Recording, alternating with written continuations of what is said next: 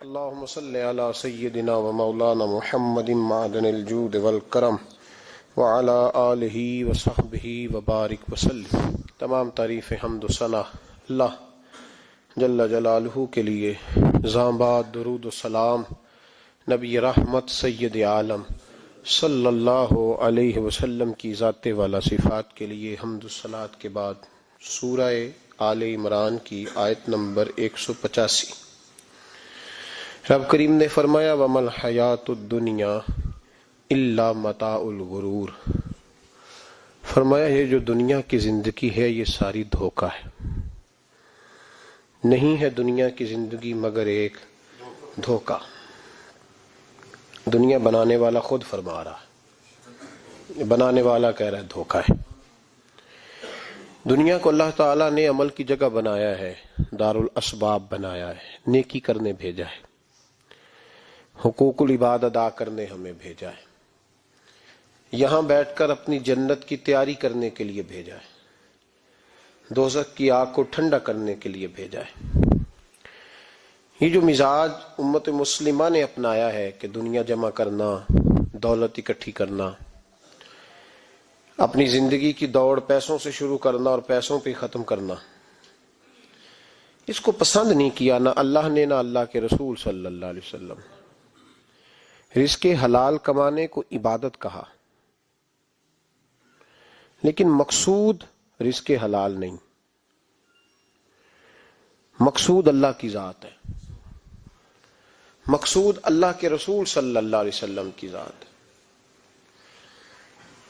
ہمارے ہاں بڑی ترتیب کے ساتھ یہ چیز نسل در نسل منتقل ہو رہی ہے کہ پیسہ کیسے جمع کرنا ہے۔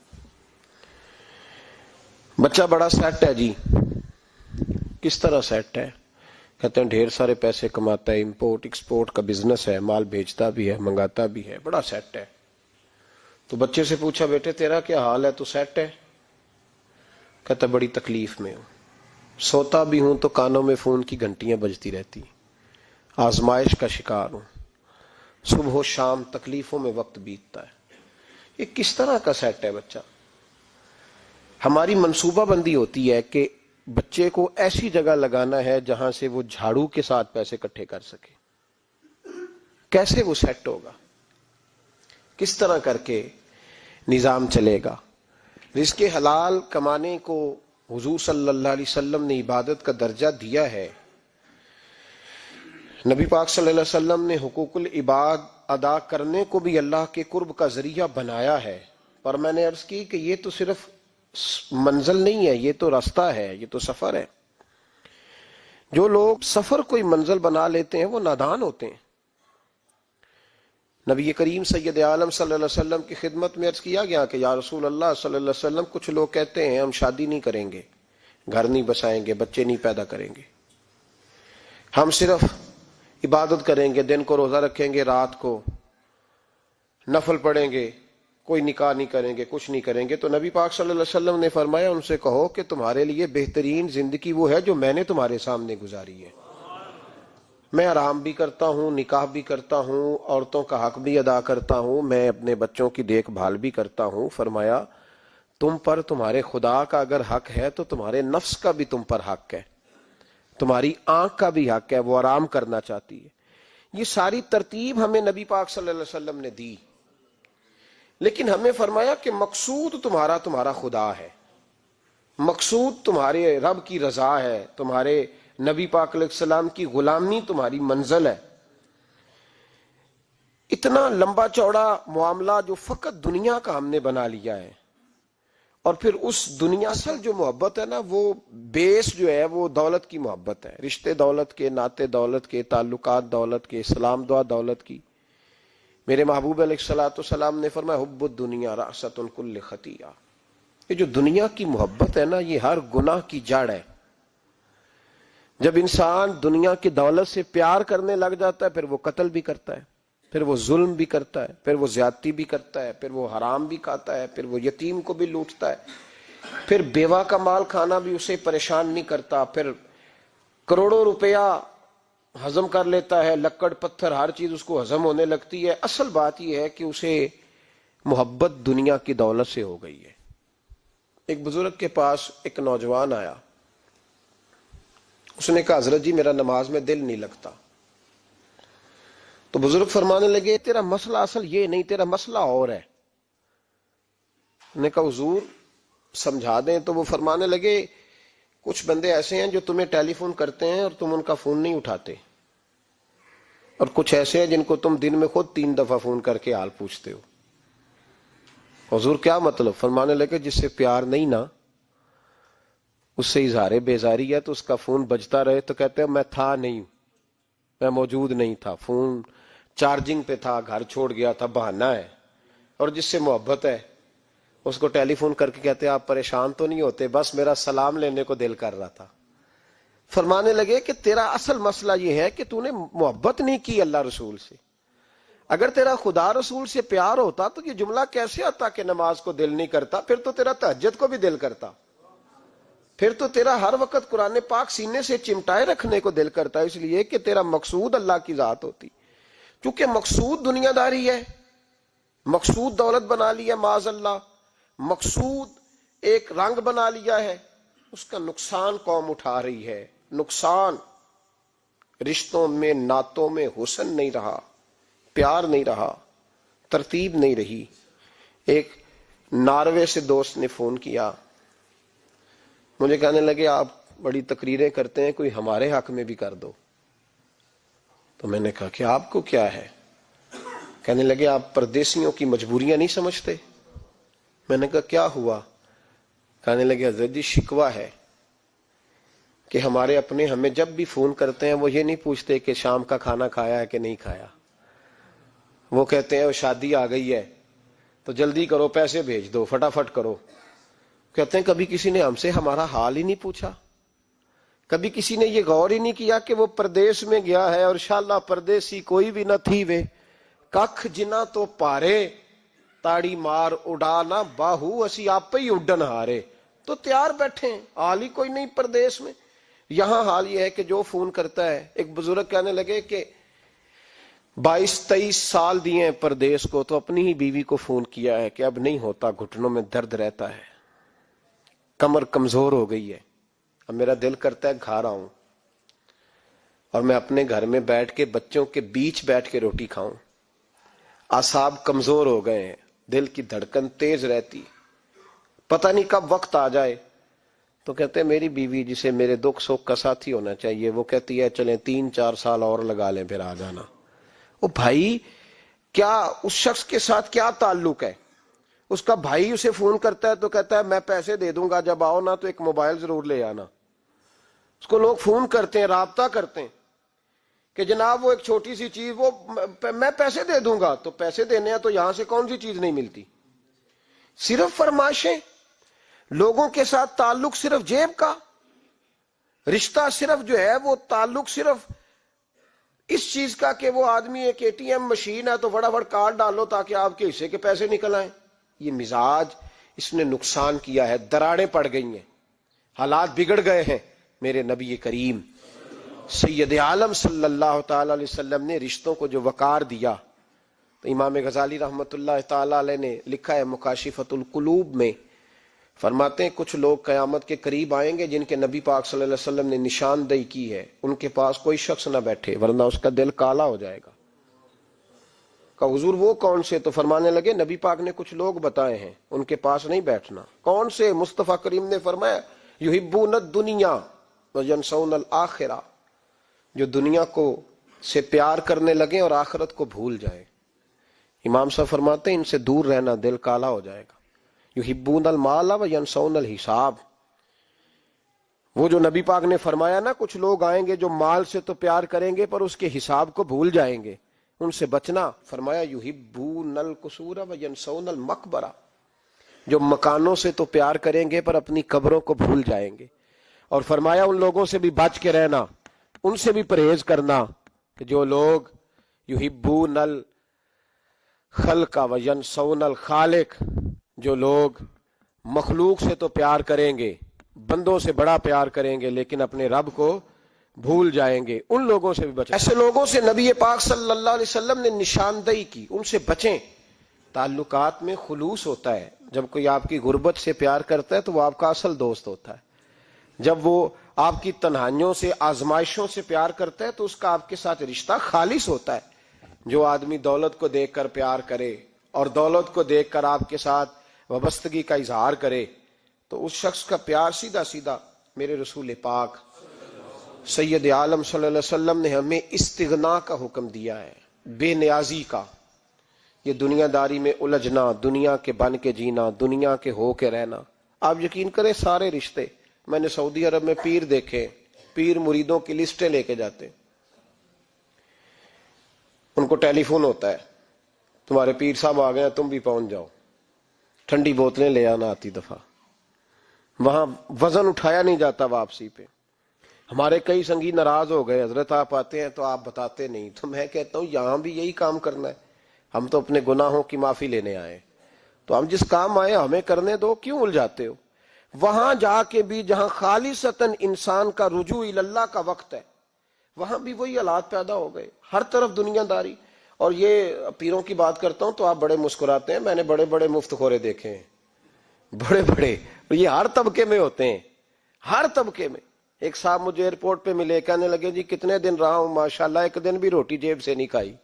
میں نے کہا بڑے کامیاب ہو کے آ رہے ہیں آپ، یہ تو بات باعث فخر ہے. جا کے کسی اخبار میں فوٹو چھپاؤ.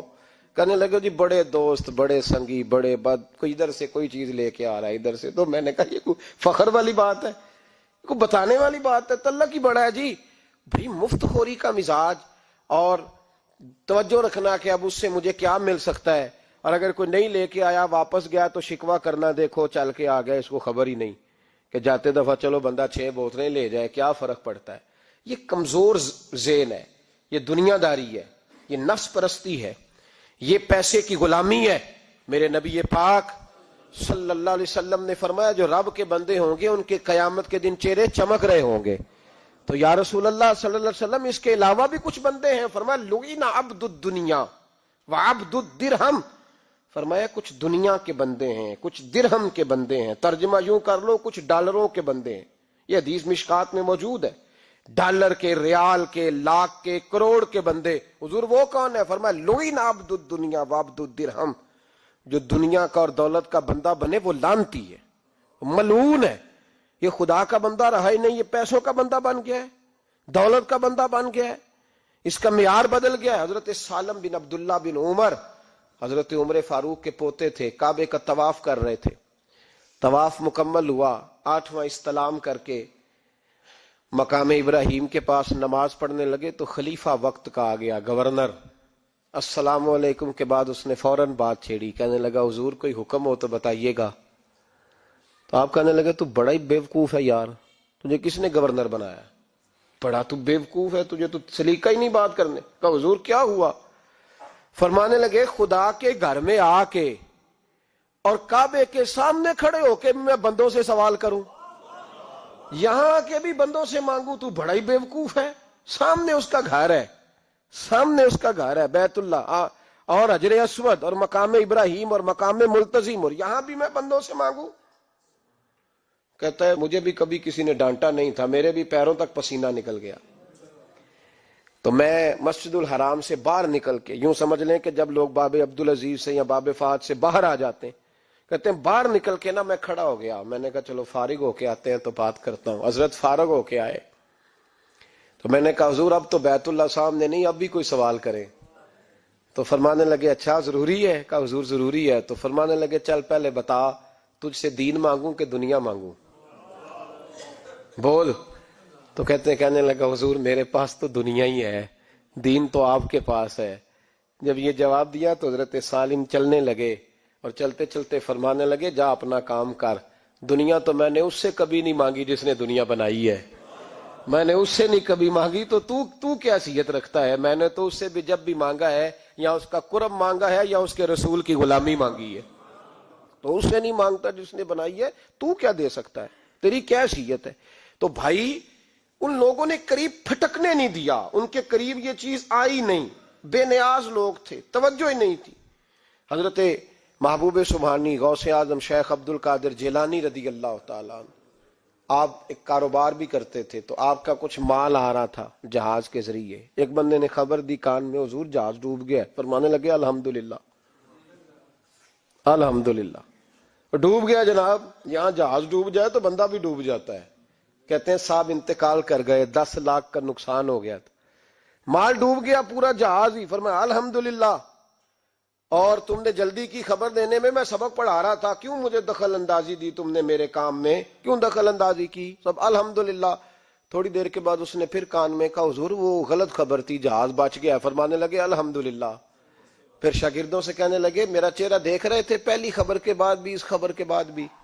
کہا حضور دیکھ رہے تھے۔ فرمایا کوئی تبدیلی تو نہیں آئی؟ کہا حضور نہیں۔ فرمانے لگے شکر الحمدللہ، رب نے میرا دل دولت سے نہیں جوڑا، اپنی ذات کے ساتھ جوڑ کے رکھا ہوا ہے، تبدیلی تو نہیں آئی۔ یہاں تو ٹینشن ہی ٹینشن ہے، ڈپریشن ہی ڈپریشن، اور بات کس کی ٹینشن ہے؟ پیسے کوئی نہیں، دولت کوئی نہیں، کوئی چکر چل جائے نا کبھی، اس سے بھی کبھی پوچھ جس کے پاس ہے، وہ تجھ سے زیادہ غریب ہے، اس سے کبھی پوچھ، وہ تجھ سے زیادہ آزمائش میں ہے۔ غریب شہر تو فاقوں سے مر گیا، لیکن امیر شہر نے ہیرے سے خودکشی کر لی، اس کو بھی تو پوچھ اس کا کیا حال ہے۔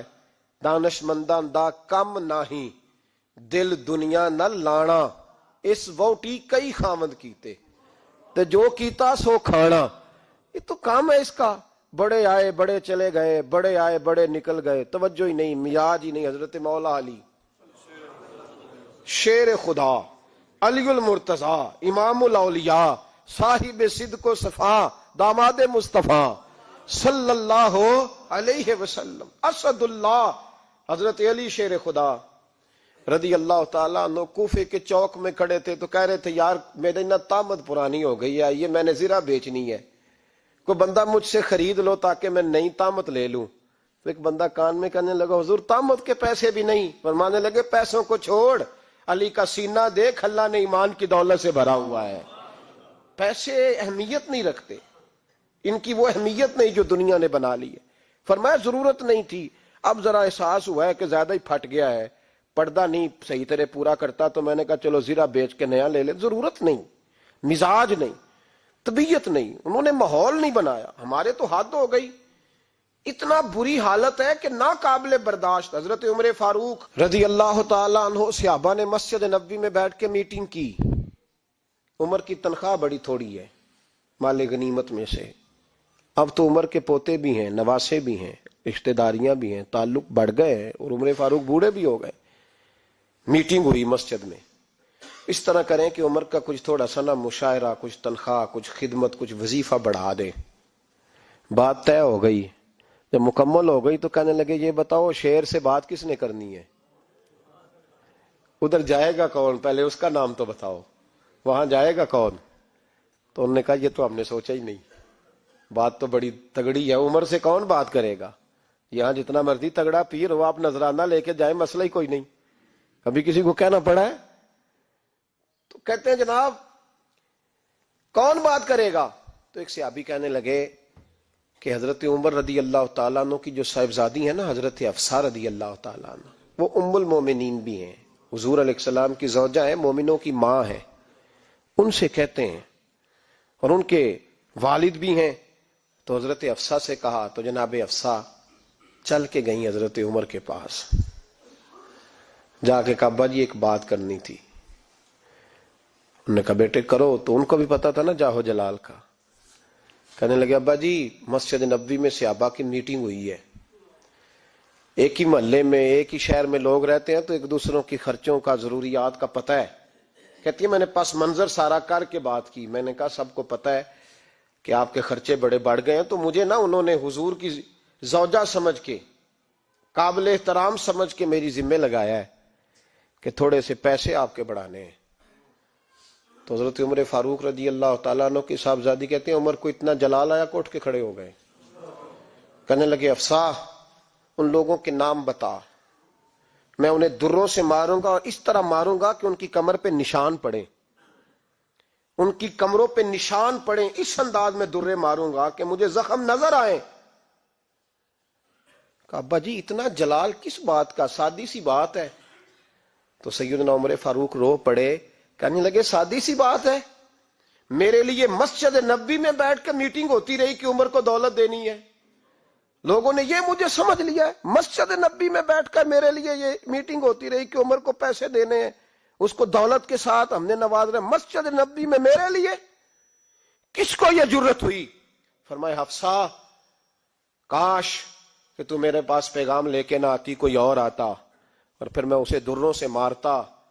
حضرت حفصہ کہتی ہے میں خاموش ہوئی تو میری طرف دیکھ کے فرمانے لگے بتا نا, تو نبی پاک کے گھر میں رہتی تھی, میرے مصطفیٰ کا طریقہ کیا تھا, کرنا بات اس طریقے پہ میرے ساتھ گفتگو کر. تو حضرت حفصہ کہتی میں رو پڑی. میں نے کہا ابا جی غلطی ہو گئی, آئندہ نہیں کروں گی.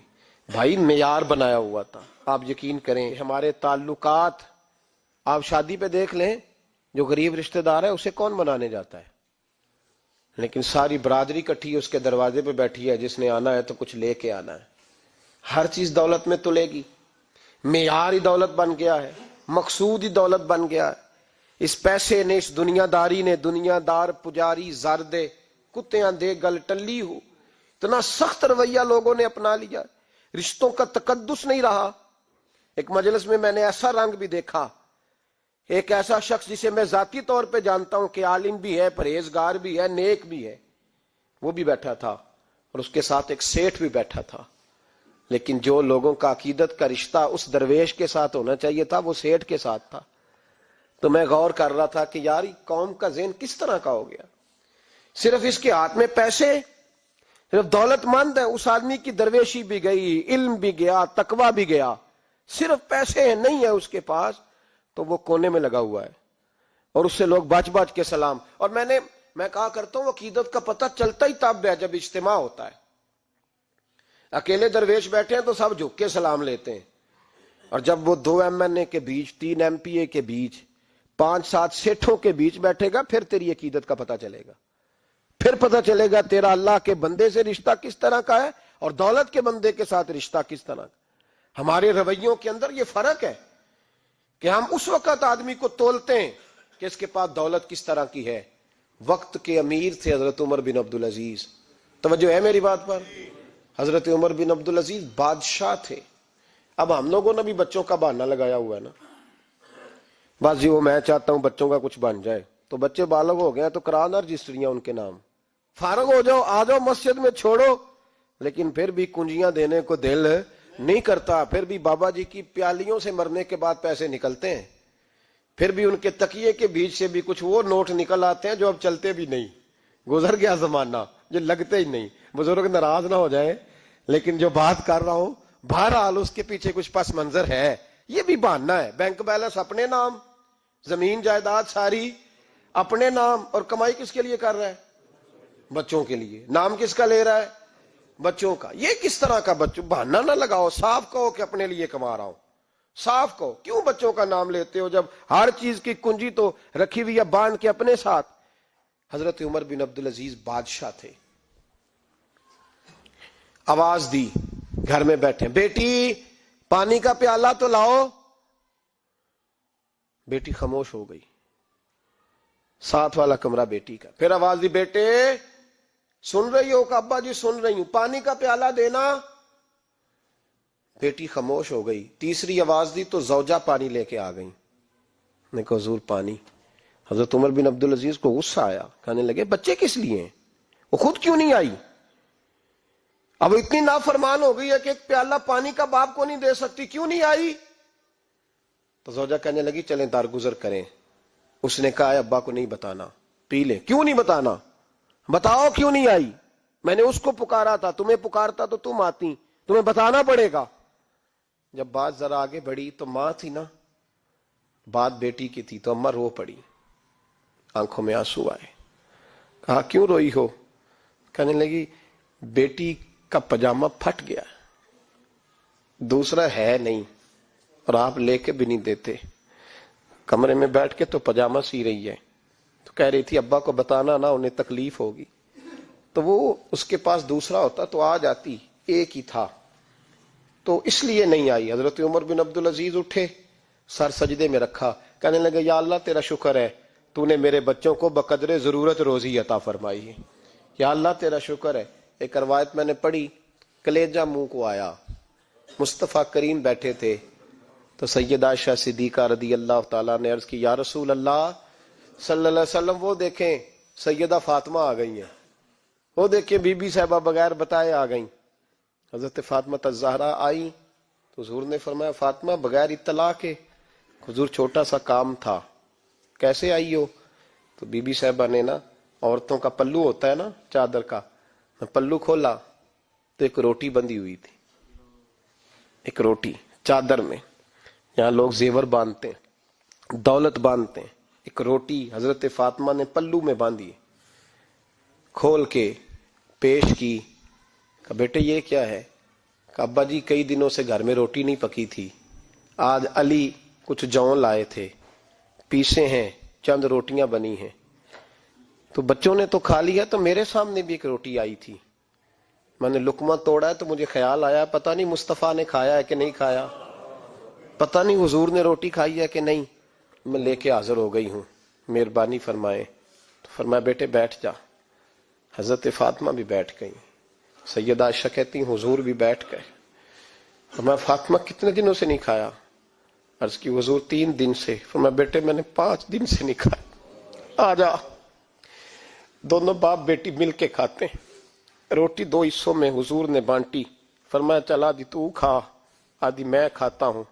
حضرت فاطمہ نے لقمہ توڑ کے منہ میں رکھا تو رو پڑی، حضور 5 دن سے نہیں کھائی۔ فرمایا بیٹے چپ کر، ہمارا دنیا سے کیا تعلق، ایک پل رہ گیا ہے، بس اللہ پھر جنت کی ساری نعمتیں عطا فرما، رونے والی بات ہی نہیں ہے اس میں، بس ہمارا کیا تعلق، ایک پل ہے، پھر مالک بڑا کچھ عطا کرے گا۔ او بھائی جو کائنات کے مالک و مختار تھے، جو ابرو کا اشارہ کرے تو حضرت جبریل جنت کی نعمتیں لے کے آ جائیں، انہوں نے تو دنیا کی جانب توجہ ہی نہیں کی، ان کا تو خیال ہی نہیں آیا، دنیا ہی دنیا، دولت ہی دولت، ہر آدمی دولت کے ترازو میں تلنے لگا ہے۔ اب تو کلیجہ پھٹتا ہے، اب تو لوگ پوچھتے ہیں، اور میں کبھی کبھی بڑا مجبور ہوتا ہوں، آزمائش میں آ جاتا ہوں، لوگ کہتے ہیں جناب آپ سے کچھ قرآن کی آیات سننی ہے، آپ کتنے پیسے لیں گے؟